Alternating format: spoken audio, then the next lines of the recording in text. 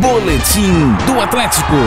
Oferecimento Castro Sound System e Laboratório Santa Cecília. Chegando com as informações do Galo nesta quinta-feira, e o Atlético conseguiu uma vitória suada fora de casa. Fora de casa em partes, né? O Internacional não pode jogar no Rio Grande do Sul, mas mandou o jogo no Heriberto Wilson em Criciúma, que contou com o apoio do torcedor colorado. O técnico Gabriel Milito teve 11 desfalques na partida e ele montou a equipe de acordo com as possibilidades que tinha. Trouxe uma trinca de zagueiros com Mariano, Igor Rabelo e Bruno Fux. Manteve o Cadu no ataque mesmo com a volta do Hulk. Então o ataque teve Hulk, Paulinho e Cadu.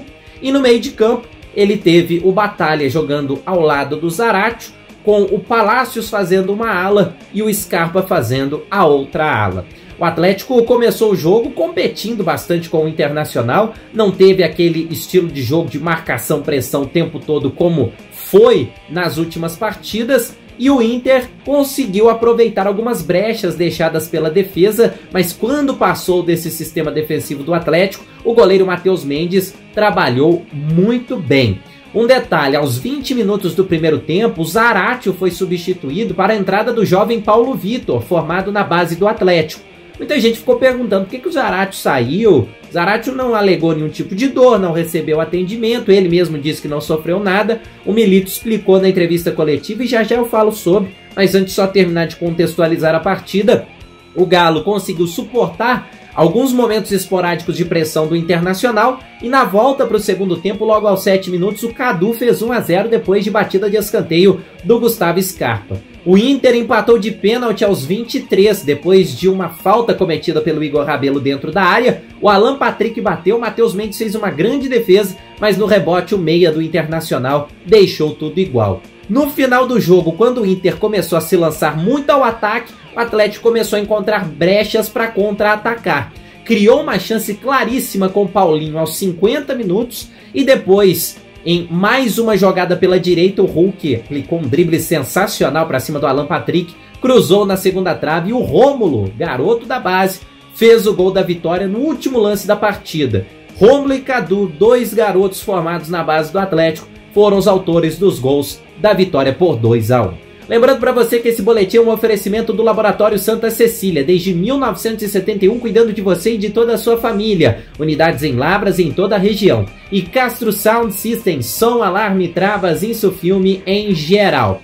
Bem, o Atlético agora já começa a pensar no adversário do domingo, o Atlético Goianiense, jogo 11 da manhã na Arena MRV. E eu disse que ia comentar sobre a situação do Zaratio. O Gabriel Milito, depois da partida, explicou por que substituiu o jogador aos 20 minutos do primeiro tempo.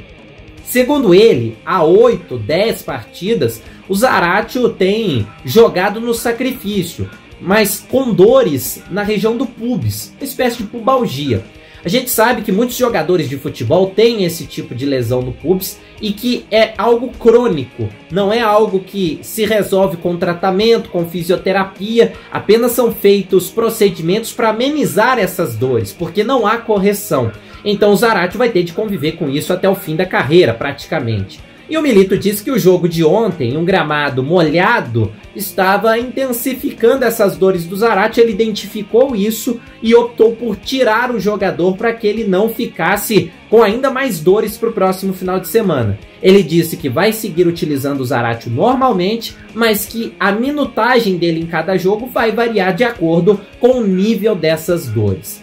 E não bastando todos os problemas que tem o Milito para o próximo jogo, ele ainda perdeu Bruno Fux e Gustavo Scarpa suspensos pelo terceiro cartão amarelo.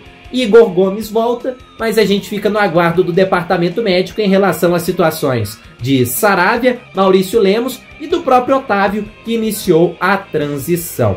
Só para finalizar, o Atlético acertou a contratação do zagueiro Lianco. Lianco, de 27 anos, que foi revelado pelo São Paulo, tem longa passagem pelo Torino da Itália, passou também pelo Southampton. Ele manifestou recentemente o desejo de voltar ao Brasil. O Atlético intensificou as conversas com o jogador e fechou na manhã de hoje com o Southampton, que é a equipe que detém os direitos do jogador, por 5 milhões de euros, 29 milhões de reais. Muita gente se pergunta, o Atlético está indo atrás de mais um zagueiro, já tem tantos zagueiros?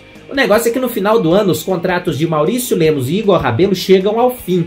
Além disso, Bruno Fux está emprestado pelo CSKA da Rússia e tem passe fixado em 5,5 milhões de euros. Não há permanência garantida para esses 3 jogadores. Pelo menos 2 devem sair. Então, já pensando nessa movimentação do ano que vem, o Atlético trouxe o Lian, já trouxe também o Júnior Alonso, apesar de não ter sido oficializado. Então o Atlético faz essa movimentação pensando a longo prazo. Fausto Vera é outro que está muito próximo de fechar com o Atlético. Essas as informações do Galo nesta quinta-feira. Rafael Mendonça para o Labras TV. Boletim do Atlético. Oferecimento Castro Sound System e Laboratório Santa Cecília.